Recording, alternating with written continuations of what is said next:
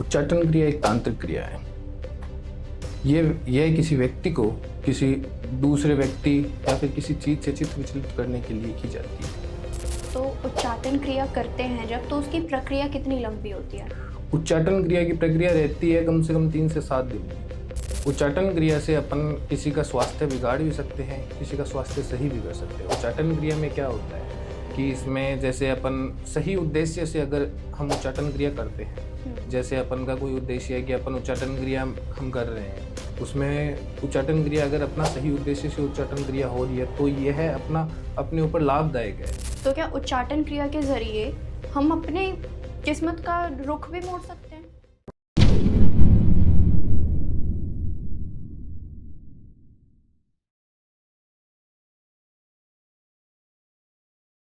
क्या आप भी लाइफ के किसी फेज में फंस गए हो? रिलेशनशिप इश्यूज हो या फैमिली प्रेशर, करियर कंफ्यूजन या हेल्थ स्ट्रगल्स, मेंटल ब्रेकडाउन्स हो या मनी स्ट्रेस, टीवीटी है आपके साथ एक ऐसी जगह जहां पर आपको गाइडेंस मिलेगी बिना किसी फिल्टर के। चाहे आपको चाहिए क्लैरिटी, हीलिंग या सही डायरेक्शन, तो हमसे जुड़िए, हमें डीएम कीजिए या फिर हमें व्हाट्सएप कीजिए 8448801064 पर।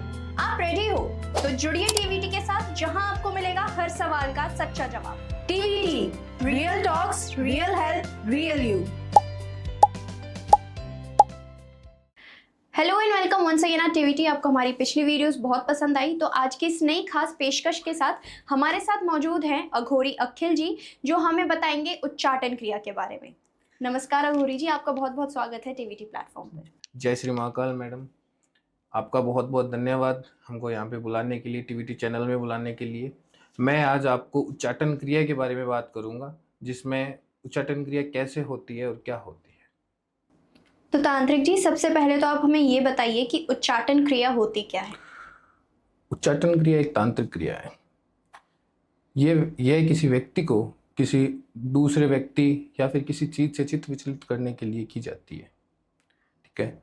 और इसमें होता क्या है कि जो व्यक्ति होता है, जब हम ये उच्चाटन क्रिया करते हैं, उस व्यक्ति को अपन, जैसे मान लो तीसरा व्यक्ति जैसे हो गया कोई जो किसी व्यक्ति को परेशान कर रहा है, ठीक है, तो उस व्यक्ति को अपन उस व्यक्ति को हटाने के लिए किया जाता है इसको। जैसे कि आप कह रहे हैं कि तीसरा व्यक्ति जो होता है, तो आजकल हम ऐसा ना रिलेशनशिप के मामलों में बहुत देख रहे हैं कि दो प्रेमियों के बीच में कोई तीसरा बंदा बाहर से आ रहा है, और जो कोई भी एक है, चाहे लड़का हो या लड़की, वो उसकी तरफ आकर्षित हो जा रहे हैं। तो क्या उच्चाटन क्रिया इसके लिए भी काफ़ी बेहद फ़ायदेमंद होती है? इसके लिए उच्चाटन क्रिया एकदम फायदेमंद होती है। कोई भी तीसरा व्यक्ति, जैसे अपन थर्ड पर्सन बोलते हैं, एक लव रिलेशनशिप के अंदर जैसे तीसरा व्यक्ति आ जाता है, दो प्रेमी अपने अपने प्यार में रहते हैं, तीसरा व्यक्ति जब आ जाता है उसके बीच में, तो हम उसको हटाने के लिए उच्चाटन क्रिया का प्रयोग कर सकते हैं। उच्चाटन क्रिया उसके लिए सबसे लाभकारी है। अच्छा, तो उच्चाटन क्रिया करते हैं जब, तो उसकी प्रक्रिया कितनी लंबी होती है? उच्चाटन क्रिया की प्रक्रिया रहती है कम से कम 3 से 7 दिन की। अच्छा, तो क्या फिर वो 3 से 7 दिन के बाद 3 से 7 दिन के बाद में वो क्रिया असर करती है, जो तीसरा व्यक्ति होता है वो वहाँ से हट जाता है। अच्छा, तो हम इससे अपना खोया हुआ प्यार भी पा सकते हैं वापस? हाँ, अपना खोया हुआ प्यार भी पा सकते हैं। जैसे मेरे पास एक कपल आया था, उस कपल में लड़की ने मेरे को कॉल किया था। ठीक है। लड़की ने मेरे को बोला कि गुरुजी, मेरा जो बॉयफ्रेंड है वो किसी दूसरी लड़की की तरफ आकर्षित हो रहा है। ठीक है। हमने उसको है ना उच्चाटन क्रिया से, है ना, उसका जो तीसरी लड़की थी उसको वहाँ से हटा के उसको उच्चाटन क्रिया से, है ना, वापस उसके प्यार में लेके आए। अच्छा, अब जैसे आप उच्चाटन क्रिया में कुछ मंत्र देते होंगे उच्चारण करने के लिए, तो क्या उसके लिए एक समय पाबंदित होते हैं कि हमको दिन में ही उच्चारण करना है या हम कभी भी कर सकते हैं? इसकी कोई समय पाबंदी नहीं है, पर जो उच्चाटन क्रिया होती है, इसको सिर्फ तांत्रिक ही कर सकते हैं। जो सिद्ध पुरुष होते हैं, जो सिद्ध तांत्रिक होते हैं, ये सिर्फ वही कर सकते हैं। जैसे कि क्या होता है तांत्रिक जी, हमारे धर्म में या कहीं भी ऐसा कहा जाता है कि जो हमें आत्माओं पे सिद्धि पानी होती है, वो या तो हम अमावस में पा सकते हैं, या तो फिर कोई एक वैसी बड़ी रात का हमें इंतज़ार करना पड़ता है। तो क्या उच्चाटन क्रिया के लिए भी हमें कोई बड़ी रात का इंतज़ार करना पड़ता है, या फिर हम कभी भी कर सकते हैं? नहीं, उच्चाटन क्रिया कभी भी हो सकती है। इसमें कोई बड़ी रात का या फिर अमावस्या की ज़रूरत नहीं होती है। अच्छा, हम्म, अब जैसे किसी पे उच्चाटन क्रिया कर रखी है किसी तीसरे बंदे ने, हम्म। तो उसको पता कैसे चलेगा? उच्चाटन क्रिया कर रखी है उसका पता, उच्चाटन क्रिया ऐसे मतलब जैसे किसी व्यक्ति को अपन मतलब प्रॉब्लम है, ठीक है, तो उच्चाटन क्रिया की ये मतलब एक तोड़ है। अपन जैसे किसी व्यक्ति जैसे उच्चाटन क्रिया अपन करते हैं, जैसे मतलब कोई भी जैसे कोर्ट केस मान लो, कोर्ट केस हो रखा है किसी के ऊपर, ठीक है, तो उसका कोई भी सजेशन नहीं मिल रहा है उसको, बिल्कुल भी सजेशन नहीं मिल रहा है, वो कोर्ट में जा रहा है, उसका कोई भी उपाय नहीं हो रहा है उसके पास में, ठीक है। तो कोर्ट केस में जैसे मतलब वकील तो अपना मजबूत है, पर जो सामने वाला पक्ष है वो कोई और तरीके से मजबूत है। तो उच्चाटन क्रिया से ना हम उसको हटा सकते हैं, मतलब उच्चाटन क्रिया से हम उसको नीचे दबा सकते हैं, उच्चाटन क्रिया से हम उसको सॉल्यूशन दे सकते हैं। उच्चाटन क्रिया का कोई ऐसा नहीं है कि जो बता सके कि इसके ऊपर उच्चाटन क्रिया की हुई है। अच्छा, तो क्या उच्चाटन क्रिया के जरिए हम अपने किस्मत का रुख भी मोड़ सकते हैं? जी हाँ, जैसे किसी की किस्मत में क्या होता है, ठीक है, अभी जैसे कोई भी अपने पास आता है, वो बोलता है कि हमारे गुरुजी हमारी किस्मत में क्या है, जो उसकी किस्मत में नहीं होता है, जो उसकी किस्मत में कोई मतलब दिक्कत है या फिर कोई परेशानी है उसको, ठीक है, तो हम उच्चाटन क्रिया से उसकी किस्मत के उसके नक्षत्र के हिसाब से हम उसकी उच्चाटन क्रिया से उसको सही कर सकते हैं। अच्छा, अब क्या उच्चाटन क्रिया में हमें क्या धन लाभ भी हो सकता है? क्या हमारी स्वास्थ्य भी सही हो सकती है, या फिर किसी के हम स्वास्थ्य अगर बिगाड़ना चाहे तो फिर वो भी हो सकता है?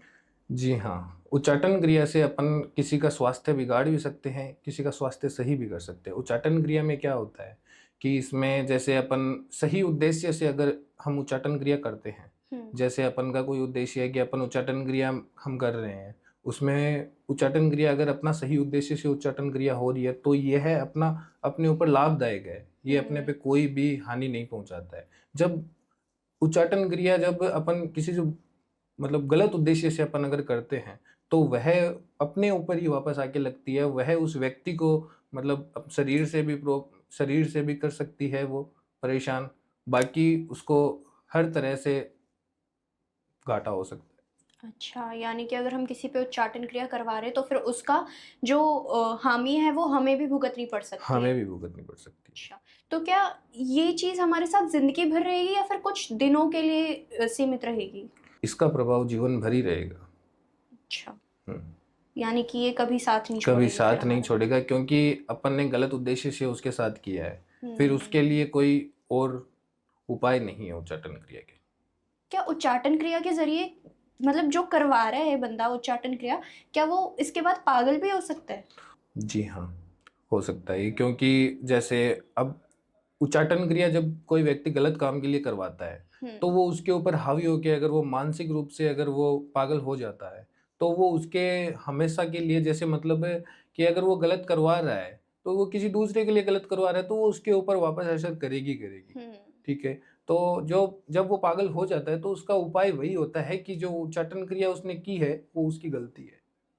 अब जैसे किसी ने जैसे कि ये मान लेते हैं गर्लफ्रेंड ने अपने बॉयफ्रेंड पे उच्चाटन क्रिया करवाई, तो क्या ऐसा भी होता है कि बाद में उच्चाटन क्रिया का असर खत्म हो जाए तो वो लड़का फिर उस लड़की से घृणा करने लगेगा? जी नहीं, उच्चाटन क्रिया में ऐसा नहीं होता है, ऐसा वशीकरण क्रिया में ही होता है। इसमें क्या उच्चाटन क्रिया में यही होता है कि ज़्यादातर अपन जैसे कोई प्रेमी जोड़ा होता है, ठीक है? उसका रिलेशन का मतलब कोई इश्यू चल रहा है, उच्चाटन क्रिया से उसको वापस हम पा सकते हैं। हुँ। उसको तीसरे व्यक्ति को हटा के हम उच्चाटन क्रिया से उसको पा सकते हैं। वशीकरण में क्या होता है, वो अपनी तरफ खींच के वशीकरण से अपन मतलब वशीकरण का समय होता है, उच्चाटन का कोई समय नहीं होता है। अच्छा, ठीक है। अब जैसे हम ना तांत्रिक जी आजकल बहुत देखते हैं कि रिलेशनशिप में बहुत सारे इश्यूज़ आते हैं, जैसे कि मियाँ-बीवी है, उनके बीच में बहुत ज़्यादा ना ग्रह क्लेश चल रहा है, क्योंकि या तो सास ने कोई बात फूँकी है बीच में घर में, या फिर कोई बाहर से किसी ने बात फूँकी है और उनकी जो बात है ना वो डाइवोर्स तक पहुँच जाती है। तो जो उच्चाटन क्रिया के ज़रिए जो डाइवोर्स तक बात पहुँची है, क्या उसे रोका जा सकता है? जी हाँ, उच्चाटन क्रिया के ज़रिए जैसे डाइवोर्स तक बात पहुँच जाती है, तो उसको रोका जा सकता है। जैसे मेरे पास एक कपल जोड़ा आया था, ठीक है? उसको मतलब उसके परिवार में यही दिक्कत चल रही थी। उसके परिवार में उसने क्या किया, मतलब जैसे उसके वाइफ थी, उसके वाइफ के घर वाले उसको घर में ले जाके बैठा लिया, ठीक है। उसके घर में ले जाके उसको बैठा, उसके मम्मी पापा, जो लड़की के मम्मी पापा थे, वो नहीं मान रहे थे उसको आने के लिए, ठीक है। तो उसके जैसे मतलब लड़का था, लड़के ने बोल दिया, लड़का उसको यहाँ पे घर में पीटता था और करता था, ठीक है। तो लड़की के घर वाले उसको लेके चले गए। तो लड़की के घर वालों ने मतलब उसको वापस नहीं भेजा वहाँ पे। तो लड़की के घर वालों ने उच्चाटन क्रिया से उसके दिमाग को एकदम सही किया और बाद में उसके एकदम गृह गृहस्थी एकदम सही रही। अब जैसे हम कई बार गृह कलेश में तांत्रिक जी ये भी देखते हैं ना कि सास बहू के बीच में कलेश हो रहा है और बीच में बेचारा पति पिसता है, तो क्या जो वो बीच में पति पिस रहा है वो सास बहू के कलेश को उच्चाटन क्रिया के जरिए रोक सकता है? जी हाँ, हो सकता है। इसमें उच्चाटन क्रिया के साथ में अपन को तंत्र क्रिया का भी उपयोग करना पड़ता है। इसमें होता क्या है कि जो महिला होती है, ठीक है, सास और बहू दोनों तरफ महिला हो गई, उन दोनों के निवारण के लिए अपन को तंत्र का सहारा लेना पड़ता है। इसमें होता क्या है कि इसमें पहले हम तंत्र का सहारा लेके अपन इसमें एक यज्ञ बनवाते हैं, जिसमें एक महायज्ञ होके उसका निवारण किया जाता है कि इनके बीच में क्या प्रॉब्लम है, ठीक है। तो इसमें तंत्र का सहारा लेके अपन उसका उच्चाटन क्रिया करके तंत्र का सहारा लेके अपन उसको सही कर सकते हैं। क्या उच्चाटन क्रिया के जरिए हम किसी की मृत्यु भी करवा सकते हैं? जी हाँ, उच्चाटन क्रिया के जरिए हम किसी की मृत्यु भी करवा सकते हैं। इसके अंदर क्या होता है, जैसे उच्चाटन क्रिया में जैसे अपन को कोई बोलता है कि गुरुदेव हमें कोई परेशान कर रहा है, हमारी वो एकदम मतलब हमें एकदम गलत तरीके से परेशान कर रहा है, तो उसमें हम मारण क्रिया और उच्चाटन क्रिया को साथ में लगा के हम उसको कर सकते हैं। अच्छा, अब जैसे हम वशीकरण में किसी के नाम, फोटो, उसके बाल और नाखून का इस्तेमाल करते हैं, तो क्या उच्चाटन क्रिया में भी ऐसे कुछ भोगों का इस्तेमाल किया जाता है? जी नहीं, उच्चाटन क्रिया के अंदर अपन जैसे किसी व्यक्ति को अगर उच्चाटन क्रिया के तरीके से अपन को कार्य करवाना है, ठीक है, तो उसके अंदर अपन किसी की मतलब एज से कार्य करते हैं। उसमें एज से कार्य होता है, उसमें अलग अलग किसकी क्या एज है, किसकी क्या क्रिया करनी है, किसकी कैसे क्रिया करनी है, वो उसमें वैसे होता है। इसमें नाखून, बाल इसका प्रयोग नहीं किया जाता, इसमें सिर्फ वशीकरण में ही इनका प्रयोग किया जाता है, उच्चाटन में इनका कोई प्रयोग नहीं होता है। अच्छा, अब जैसे हमने किसी निर्दोष पर उच्चाटन क्रिया कर दिया, तो क्या उस पे ये कितना हावी होगा? निर्दोष पे उच्चाटन क्रिया बिल्कुल भी हावी नहीं होगा, क्योंकि अगर वो निर्दोष है, अगर मतलब जो उच्चाटन क्रिया अगर जो करवा रहा है जो व्यक्ति, तो निर्दोष के ऊपर करवा रहा है तो वो तो गलत है। उच्चाटन क्रिया कभी किसी निर्दोष के ऊपर जाके असर नहीं करती है, वो सिर्फ उसी के ऊपर असर करेगी जो गलत, जो मतलब अगर हम सही उद्देश्य से अगर उसका करवा रहे हैं उच्चाटन क्रिया, तो ही वो तीसरे व्यक्ति के ऊपर असर करती है। अच्छा, अब जैसे हम आजकल बहुत सुन रहे हैं ना कि ऑनलाइन प्यार के बारे में, तो कोई इंडिया में है और कोई अमेरिका में है, तो क्या उच्चाटन क्रिया ऐसे भी काम कर सकती है इतने डिस्टेंस में? हाँ, इसमें हो सकता है। जैसे बाहर अमेरिका में कोई बैठा है, यहाँ से अपन इंडिया से मतलब उसकी लव प्रॉब्लम का सॉल्यूशन अपन करवा रहे हैं। तो इसमें क्या होता है कि उच्चाटन क्रिया से मतलब जैसे अच्छा कार्य होगा तो वो कार्य हो जाएगा। अगर जैसे अच्छे तांत्रिक भी होते हैं, वो तांत्रिक अच्छे मतलब अच्छी क्रिया कर देते हैं। इसमें जो बुरे तांत्रिक